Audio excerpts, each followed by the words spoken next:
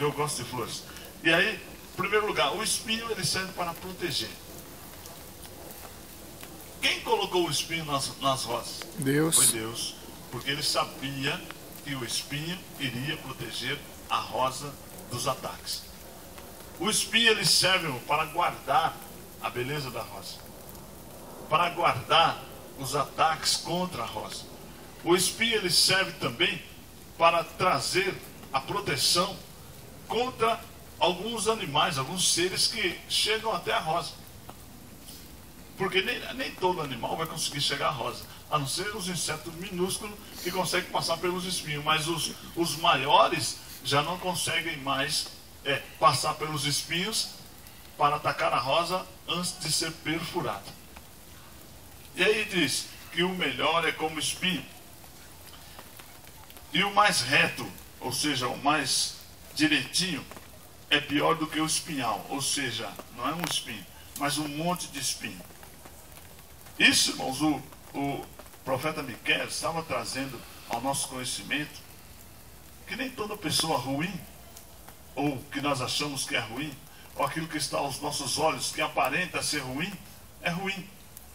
Porque a rosa não é ruim, e o espinho muito menos.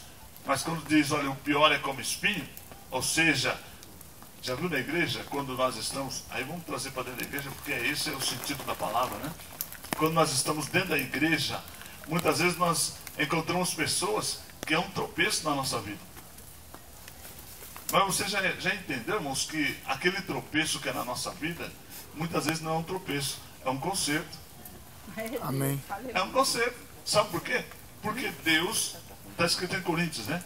Deus usa as coisas que não são para confundir as que são.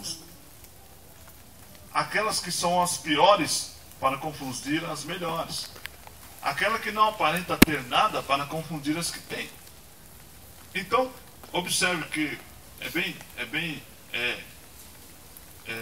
fácil de entender, né, o que a palavra de Deus diz. Eu quero começar lá no jardim do Éden. A serpente, na realidade, foi um espinho, né, na vida de Adão, na vida de Eva.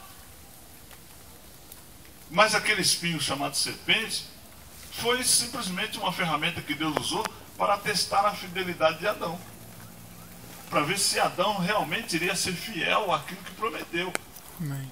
Porque aquilo que ele ouviu, desculpe, porque Deus disse para Adão, olha, pode utilizar-se de todos os benefícios das árvores que tem no jardim do Éden, menos da árvore do conhecimento do bem e do mal, essa você não toca.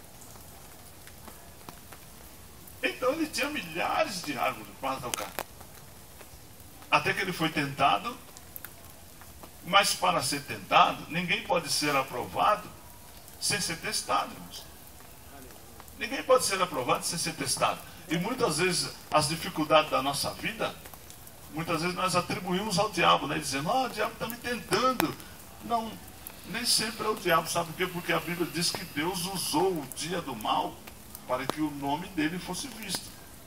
Vê que em Faraó, ele levou o povo de Israel, levou o povo hebreu em direção ao Mar Vermelho, sabia que o povo ia ficar encurralado, não ia ter saída, foi Deus que levou o povo para lá, levou Faraó atrás, para que quando chegasse diante do Mar Vermelho, e o povo não tivesse saída, ele pudesse dizer ao povo, dizer assim, olha, eu serei glorificado em Faraó. Ou seja, Faraó é o meu instrumento para que o meu nome seja glorificado. O Faraó é meu instrumento para perseguir vocês.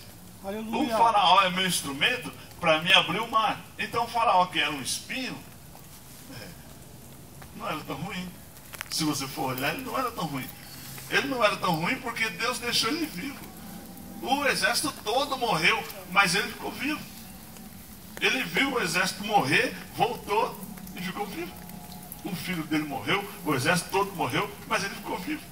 Porque Faraó era um instrumento nas mãos de Deus. Se você leu a história desde o início, você vai ver que Deus chama Moisés e diz assim, Moisés, vai libertar o meu povo. E fica aquela conversa e Moisés aceita, e quando Moisés aceita, ele diz assim, olha, Moisés, eu vou endurecer o coração de Faraó para não deixar o povo ir. Antes de Moisés ir, ele avisou Moisés, disse, vou endurecer o coração de Faraó para não deixar o povo ir. Então Moisés já foi ciente que Faraó não ia deixar o povo sair. Só que no meio do caminho Moisés esquece, né? Aí fica naquele joguinho, Deus fala para ele, Moisés, vai lá, fala para Faraó deixar o povo sair. E Deus vai no coração de Faraó e diz assim, não deixa o povo sair. Aí Moisés fala, Faraó, eu vou deixar o povo sair. Quando o Faraó sai, Deus fala para Faraó, Faraó, você vai deixar o povo sair? Quem vai construir as tuas grandes cidades? Ele diz, não vou deixar o povo sair não. Moisés, não vou deixar o povo sair. E Deus diz, Moisés, volta lá, fala de novo. Moisés fala e Faraó amolece o coração de Faraó. Deus amolece o coração de Faraó. Faraó deixa o povo sair. Moisés sai, Deus volta no coração de Faraó e diz, você vai deixar o povo sair, rapaz. O povo vai embora, você vai ficar sem ninguém. E aí fica aquele jogo, irmãos. E Deus, testando a paciência de Moisés, vendo a fidelidade do coração de Faraó, e para pior situação, corrigindo o povo. Porque o povo que foi levado para o Egito, quem levou para o Egito o povo hebreu foi José, lembra? José que levou o povo para lá. E ele era amicíssimo de Faraó. Só que esse Faraó morreu, e aí José também morreu, e veio um outro Faraó.